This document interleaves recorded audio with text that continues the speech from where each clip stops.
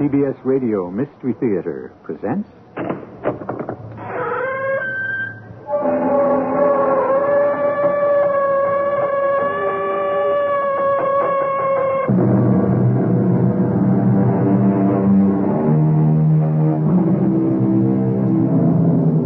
Come in. Welcome. I'm E.G. Marshall. In the years 1906 through 1910, the world in general was at peace. A magic time. China, that sleeping giant, had gone through the Boxer Rebellion and now was temporarily quiescent. And in those halcyon years, the characters of this story lived, breathed, died, and were reborn. You find that statement a little puzzling? I don't blame you. But then, you see, this is a story of reincarnation. Why must you wait so long? Wait? Through 2,000 years, the lotus flower blooms and dies and is born again. But I lie drowning while my ancestors cry in vain for me to join them. I am in my own prison. How can I come to you? Seek me out where I lie. But hurry. We have so little time to become immortal. Find me. Find me. Find me.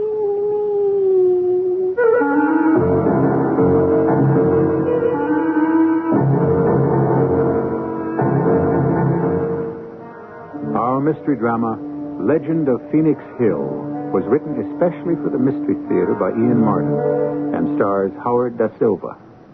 It is sponsored in part by X-Lax and True Value Hardware Stores. I'll be back shortly with Act One.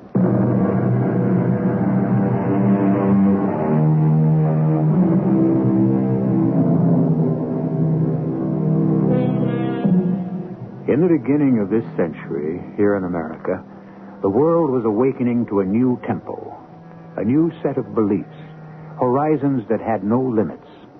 We'll forget Mr. Olds, Mr. Ford, the industrialists, and concentrate instead in the fields of academia. In particular, as this story unfolds, on the person of Dr. Samuel Arnold, professor of archaeology, and his adopted son, Lee, now 20 years old, and an honor student in the same subject as his adoptive father. Only somehow, suddenly, the chemistry between them has gone wrong. You're being unreasonable, Lee. Which goes double, Papa. That's my view of you. Oh, don't be a child. This expedition is expensive. It can only afford experts and specialists. They haven't any better credentials than I have. All right, son. If you think you can prove that, give me a for instance. Just give me time, and I'll prove to you how very important it is that I have to be along. My name is Samuel Arnold. I hold the chair of archaeology at Windham University. On a most generous grant in this year of 1906, I am organizing a trip to Hunan in China, in the belief that in the alluvial deposits there, we may unearth a wealth of artifacts from the great Han Dynasty, which flourished 2,000 years ago. It is an exciting project, and I am bubbling with excitement. An excitement not shared, by the way, by my wife, Jessie. Sam, what happened? Oh, Lee and I, we had a slight disagreement. Well, I've never heard you two talk like that before. No, Jessie, I suppose we haven't, but, well, the boy is not a boy anymore. That doesn't give him the right to dictate to you. But it does to his own opinion. He's just stretching his wings. Oh, I know. I should be glad you're not taking him. Losing one of my boys is bad enough. Oh, come on now, darling. It's not that bad. I'll be back inside of 6 months. No, you better be. I'm going to miss you. I'll miss you. And Lee. You love him very much, don't you? Like my right arm. He's meant so much to both of us. Sam, I'm sorry I never was able to give you your own child. You didn't have to. We've had Lee. And don't forget that in adopting him, we chose him. He's our boy. He's been a good boy. We've had 20 marvelous years with him. Yes, sir. Would you deny that? Oh, no. No, of course not. He's been a wonderful son in every way. Except Except what? a little part of him is remote. A place we could never reach. I guess so. Not many people share each other the way you and I do, but there's no one of us who somewhere within himself doesn't walk a secret strand, listen to the music of alien seas. Is that a quote? Huh? No, I guess it is. Sam, I don't know, but I think somehow you should take Lee along. Darling, how can I justify a student on an expedition for which every first-ranked person in this field has offered himself? I have to judge each member of the team on what he can offer the whole. I know, Sam. I understand. But somehow I don't know why. Something inside me tells me you've got to take Lee with you. It was nonsense, of course. Or was it? So many times during all the years I have watched and been surprised by this incredible son of mine. His parents, as well as I could judge from the Adoption Bureau, were American citizens. But I've always sensed that one of them must have had an Oriental background. Two sources for my hunch. One, a sheerly ethnological suggestion, a certain fold in the skin above the eyes, which gave them an Oriental cast. The other, I don't know how to explain that except to tell you the facts in this curious case as it developed. Lee, where have you been the last few days? I don't know. What do you mean you don't know? I'm not going to lie to you. I went to New York, and I had a lot of drinks, and somehow I found myself in Chinatown. Where in Chinatown? I don't know the address. I was just stumbling along, and suddenly there was this Chinese beside me, and he said, "You want to be happy. You come have pipe dream." And he took me inside. To an opium den? I guess so. It was all mixed up. I remember I was lying on a pad, and the whole world was swimming around me like I was in a fishbowl tank. And then, all of a sudden, there was this sound. And she was there. Why must you wait so long? Wait? Through 2,000 years, the lotus flower blooms and dies and is born again. But I lie drowned while my ancestors cry in vain for me to join them. I am in my own prison. How can I come to you? Seek me out where I lie. How can I find you? Follow in your father's footsteps, and it will be made known. But how? Seek the magic mirror. It will tell you all. But come fast, fast, my lover. The body may last, but in this prison, my soul is a fading butterfly. Where have they blown us with the wind? To the edges of darkness and the empty void? We have so little time to remain immortal. Find me. Find me. Find me.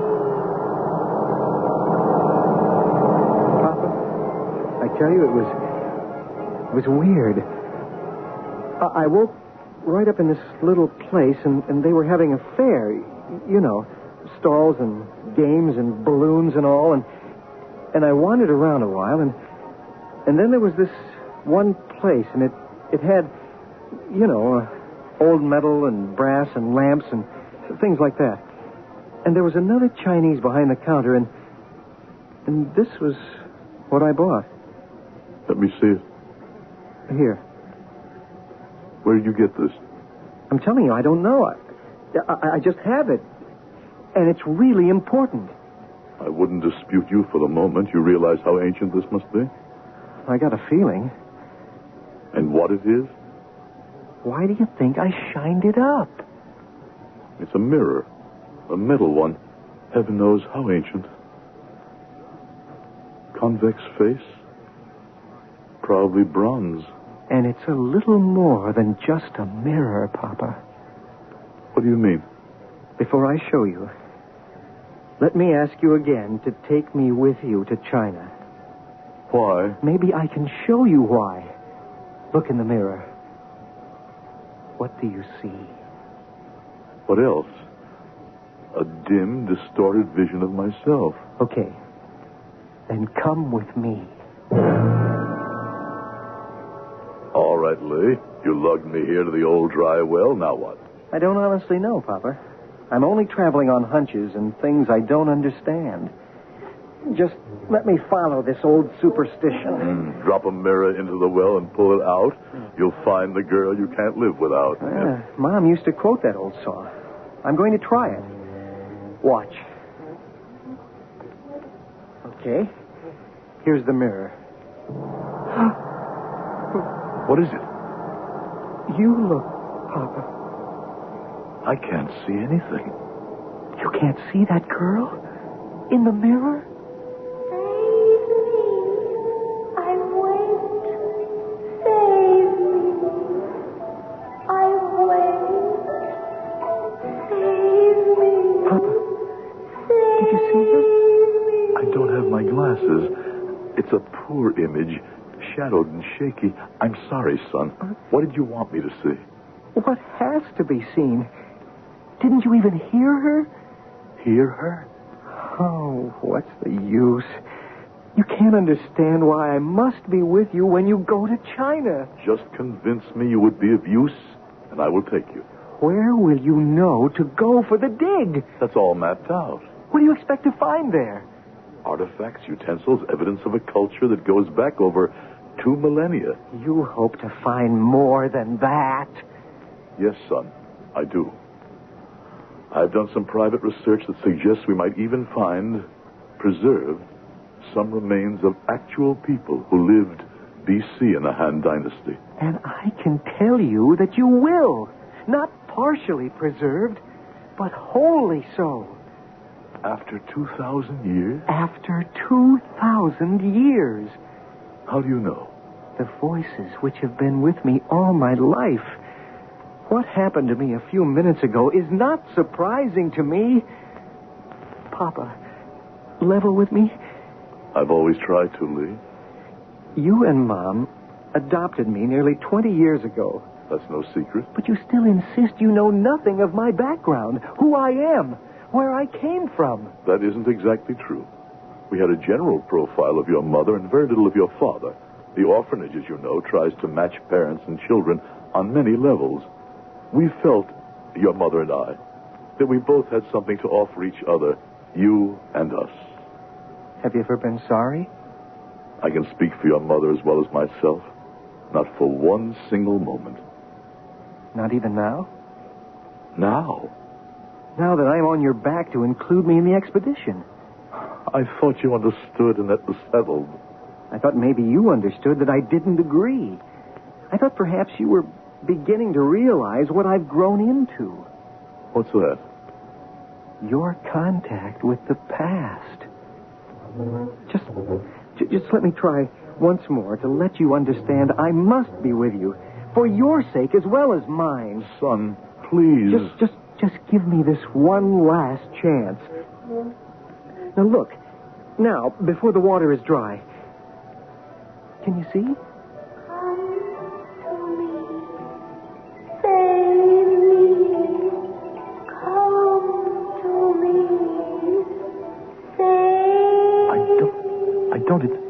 It's not possible, but there is a face. And such a face. You saw? I saw. Then may I go with you? Yes, son. You may go. Thanks, Papa. The question that haunts me is, will you come back?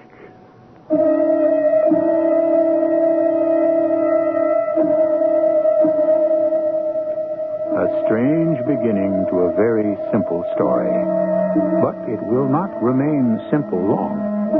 Let's spend a minute on adoption, which today is such a common and marvelous practice. Could Dr. and Mrs. Arnold have adopted today as strange a child as Lee has proven to be? No chance. But let us remember, this is 70 years ago, and many things were possible then. I shall return shortly with Act Two.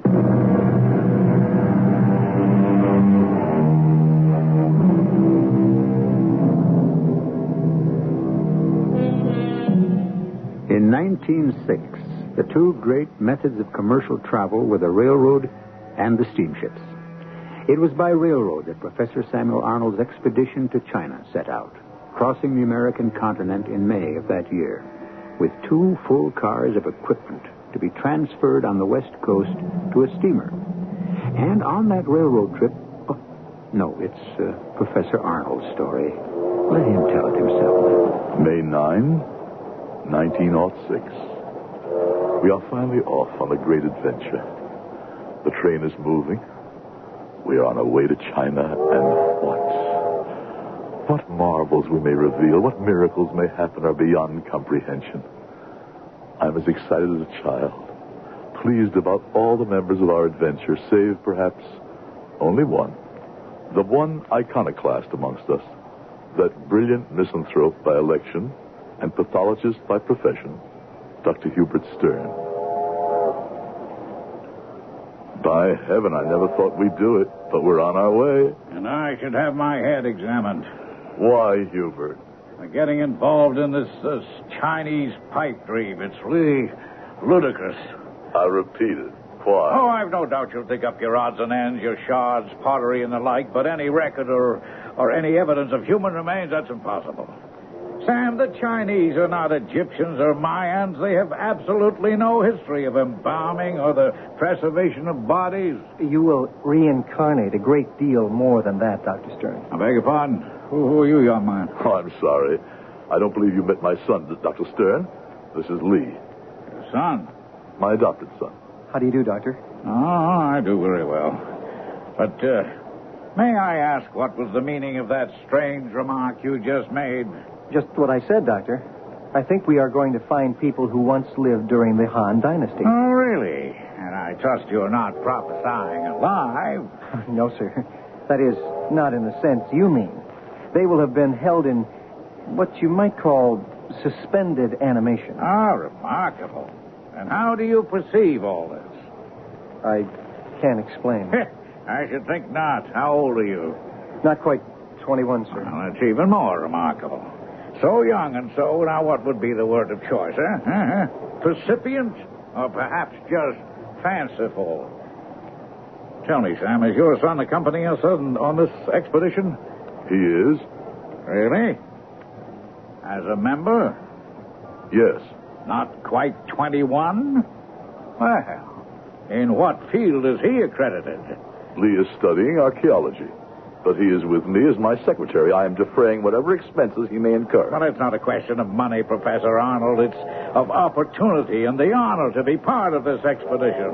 Hubert, disregarding your naturally bileful nature for the moment, let me say that because of your eminence as a pathologist, I felt you must be along. For no other reason would I have wanted you. Now you imply there is no reason for your being here at all, that we will find nothing to interest you on this dig. So let me ask you a question. What the devil do you want to be along for? I want to be along because it's my right, no matter what we find or don't. I certainly have infinitely more reason to be here than this young man who is still too wet behind the ears to know what he's talking about, even if he is your adopted son. I may be young by your measurements, Dr. Stern, but in China, you may discover that you are the amateur. Lee, no matter what the provocation, you will not be rude to a man of Dr. Stern's eminence. I'm sorry, Father. The best thing for me to do is leave. This is an unfortunate note on which to start out a great adventure. It's hardly an adventure. It's a scientific expedition. But I have a strange feeling, quite unscientific, I assure you, that bringing that young man along is a mistake. I don't think that's for you to decide. Well, it may be, since my hunch is that he's destined to bring us bad luck.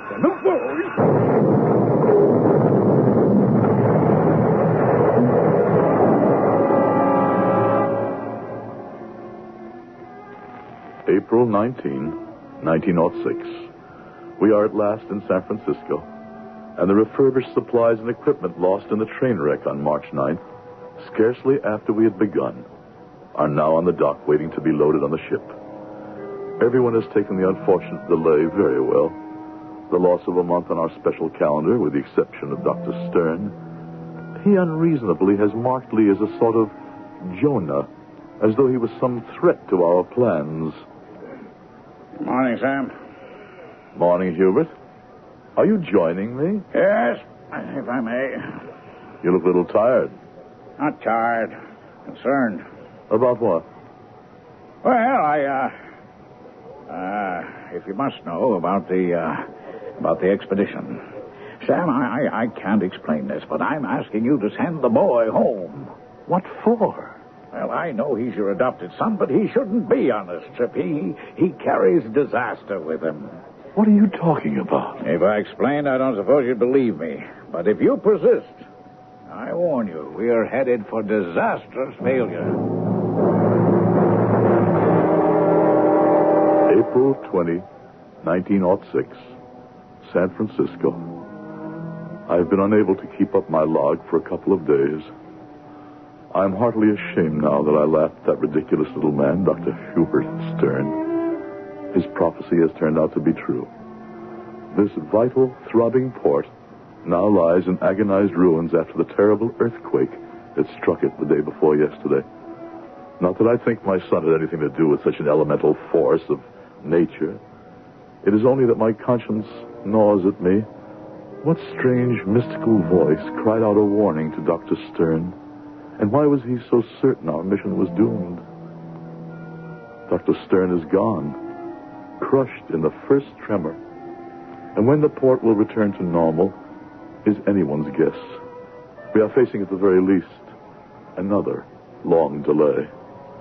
I'm determined that's all it will be. Captain says we should be making land soon, Papa. Thank heaven. I don't like this weather. Neither does the captain. The barometer's dropped out of sight. Looks like there's a typhoon on the way. Granddaddy of them all. Oh, but look! I can see. That must be Hong Kong. I only hope we can make it before the storm hits. But we didn't. For that was September 19, 1906. And we were in the path of the biggest typhoon in recorded history. The wind slammed into us like a giant hand, sweeping up the ship like a cork and whirling it away clockwise from the coast and out into the China Sea.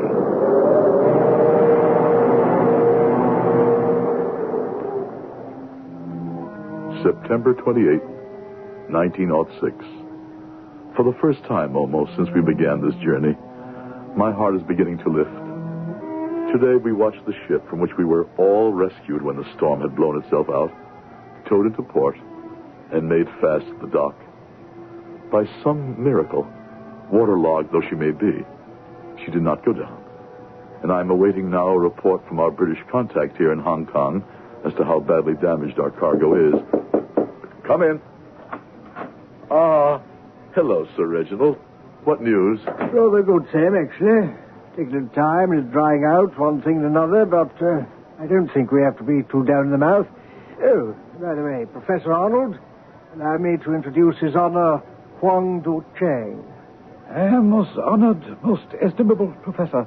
Thank you. How do you do? Mr. Chang is, what shall I say, Mandarin or governor of the area where we all hope eventually to dig in Hunan. Well, this is a pleasure. I'd expected to meet you on your own home ground. Surely it's a long trip here to Hong Kong from Sarajevo. A long trip, yes, but I felt an imperative one. I wish you to call off your expedition, Professor Arnold. Call it off? Certainly not.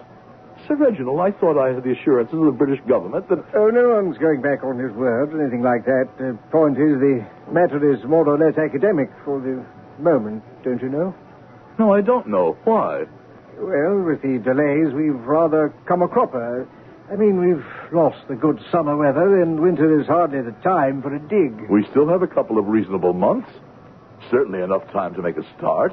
The delays have been unfortunate, of course, but accidents of nature... Excuse me, Professor, but we Chinese do not consider them accidents, and certainly not wholly of nature. A train crash because of a river flooded and swept away the roadbed, the San Francisco earthquake, a monstrous typhoon.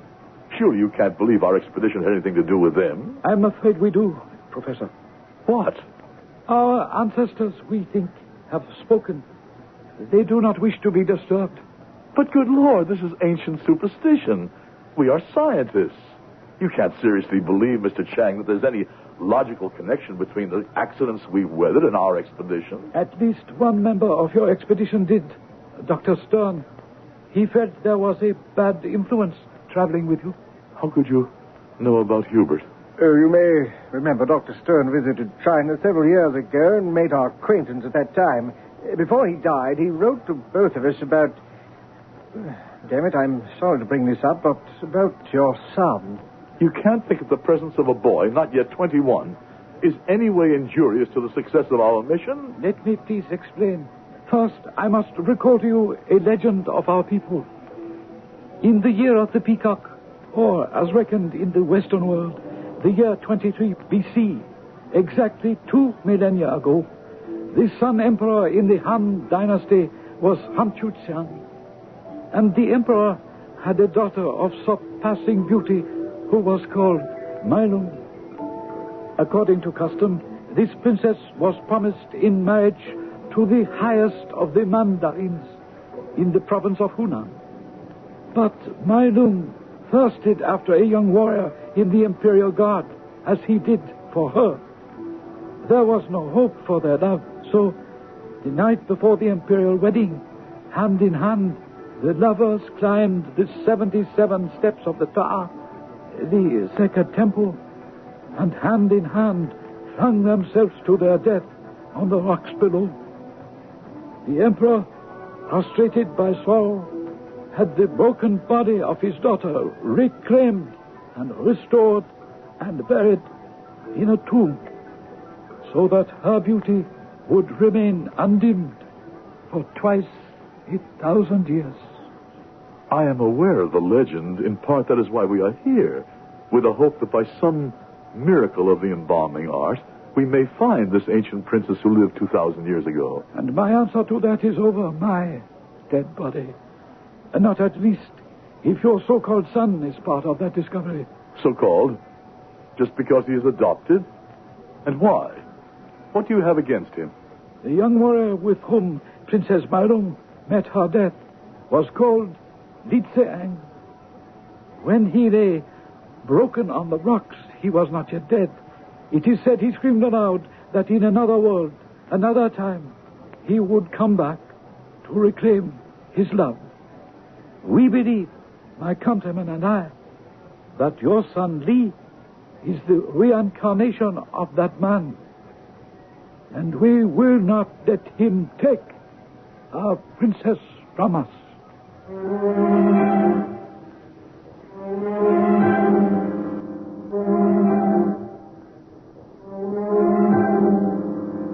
How many times has the questing desire of man to dig into the past run up against the equally strong desire for the superstitious to resist, deeming the past inviolable, not to be interfered with? And although the human urge is to add to knowledge, is it always in the human interest to explore things long buried? Or is it better to say with Longfellow, let the dead past bury its dead? I shall return shortly with Act 3.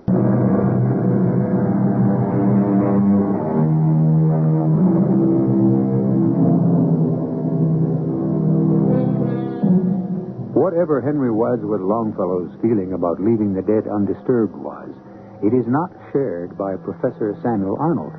He has come to China to dig. And to paraphrase a utility company slogan, dig he must. So, unwillingly, he has forced himself to a disagreeable task. So what you're trying to tell me, Papa, is I'm out? It's so ludicrous, I know, but we are on an alien shore when in Rome. I know this is important to you, an adventure, a call, a dream, even something more than that. But... A lot more than that. Remember the mirror in the well? Remember the face? Yes. And remember you agreed that I was your contact with the past? Oh, that was 1,000 lifetimes ago after what we've been through in the last few months. Son, if I try to take you with us, they will not grant permission for the expedition to leave. Answer me something, Lee. Why?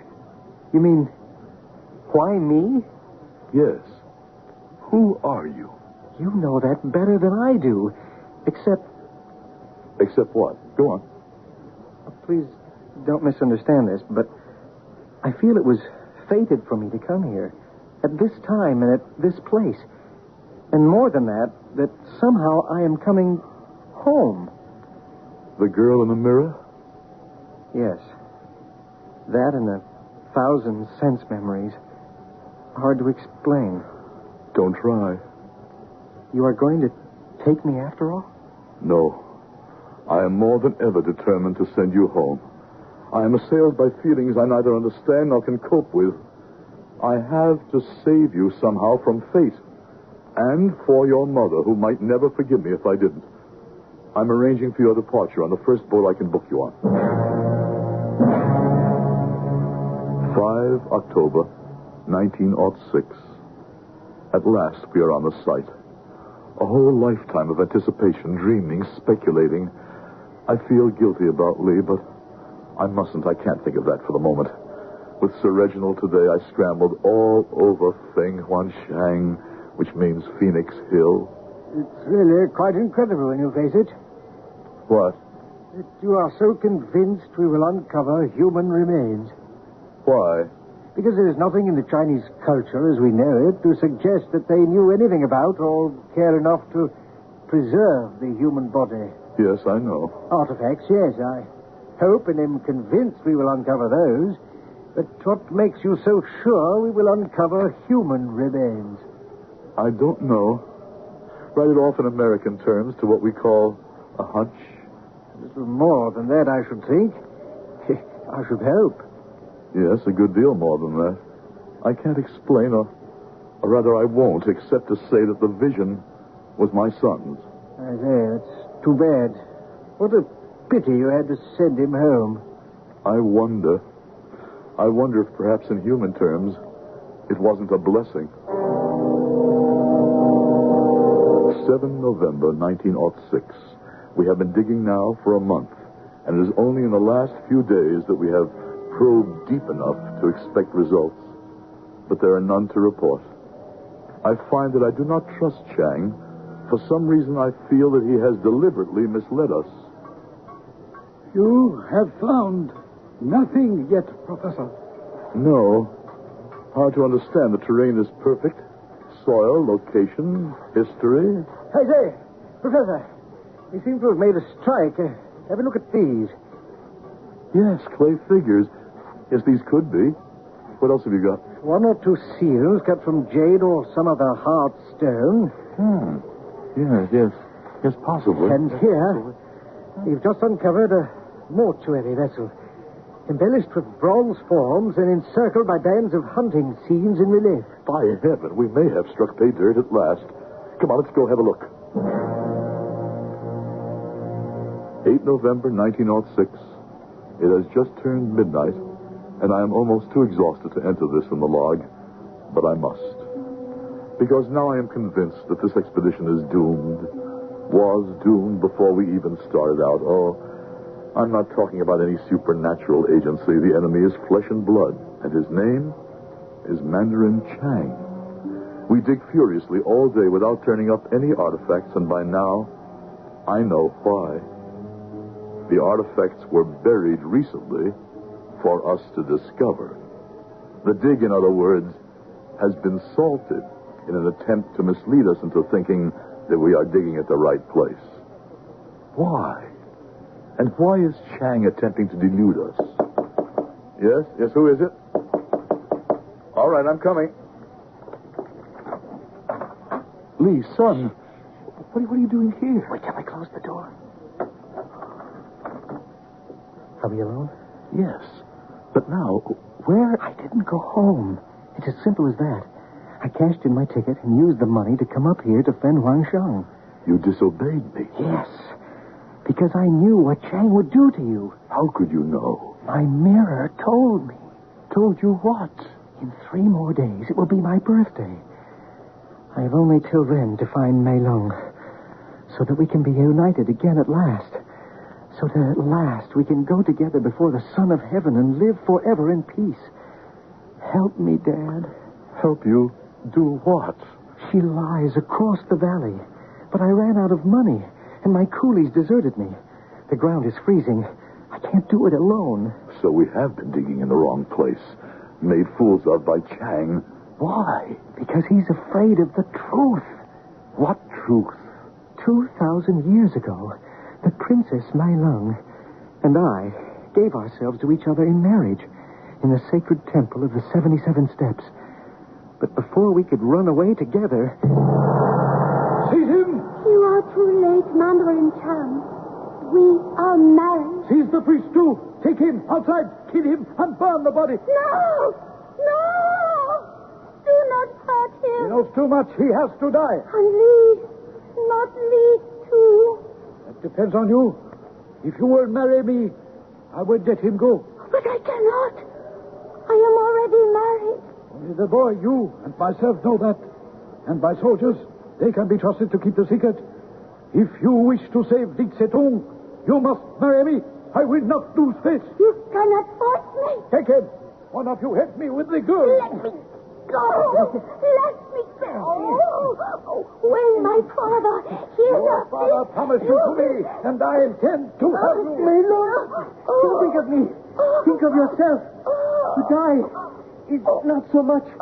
And you will join me one day. Don't sell yourself to him. Drag him to the edge of the cliff. So, now, my Long, make up your mind. You have no choice. Yes. Yes, I do. I choose death rather than dishonor. Seek me out in heaven, my husband Lee. I love you. Malung! Send him after her. Throw him up. Malung, I come!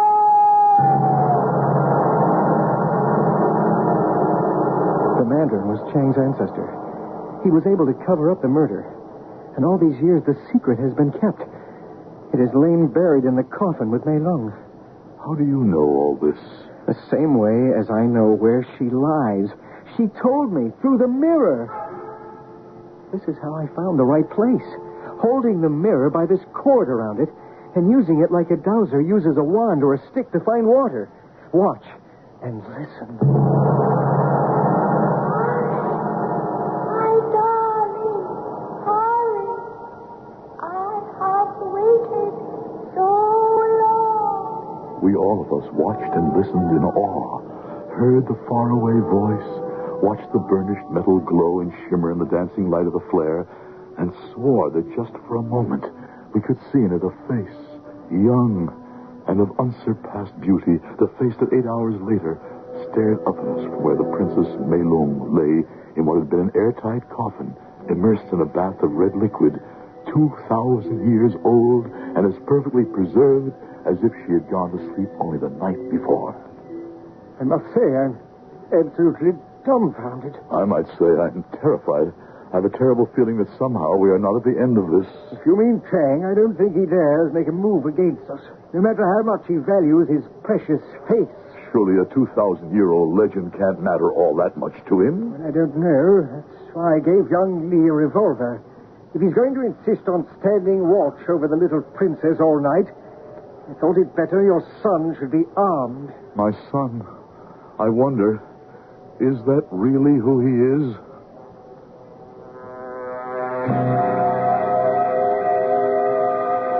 Meet the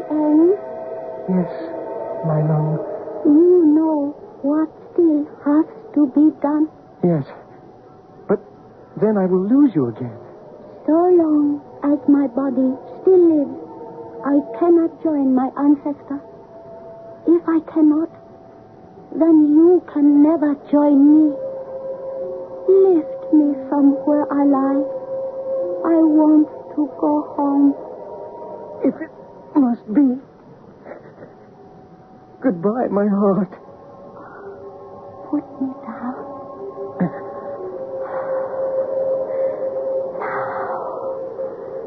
Now, my soul can escape the prison of my body. We will soon be together again. So, here you are. But it will do you no good. Die, you fool! You kill. What happened, son? Watch out. Chang has a gun. He's dead. And you, son, are you? As good as dead. Good Lord. He's taken the princess out of the coffin. Help me get her back, Professor, before too late. She's gone home. And I'm going to join her. Lee. Good Lord. What is it? The princess. Look at her. She's literally dissolving. And my son, he's turning to ashes.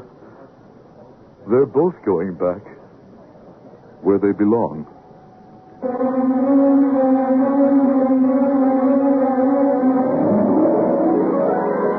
A curious tale, and one I'm sure many of you may scoff at and call hard to believe. Perhaps. Yet, only the other day, in northern Hubei province, the cradle of Chinese civilization, Chinese archaeologists discovered the body of a man buried and embalmed at least 2,000 years ago, with a complete set of teeth, elastic skin, movable joints, and intact internal organs, even to the thyroid, the organ which decomposes most easily. So, which is stranger, truth or fiction? I shall be back shortly.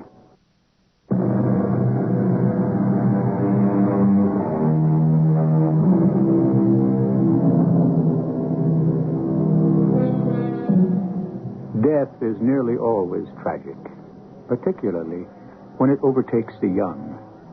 But for those who believe in life after death, sometimes it is a welcome visitor. As George Santayana said, happiness is the only sanction of life. Where happiness fails, existence remains a mad and lamentable experience. Our cast included Howard Da Silva, Bob Caliban, Evie Juster, and Ian Martin. The entire production was under the direction of Hyman Brown. This is E.G. Marshall inviting you to return to our Mystery Theater for another adventure in the macabre. Until next time, pleasant dreams.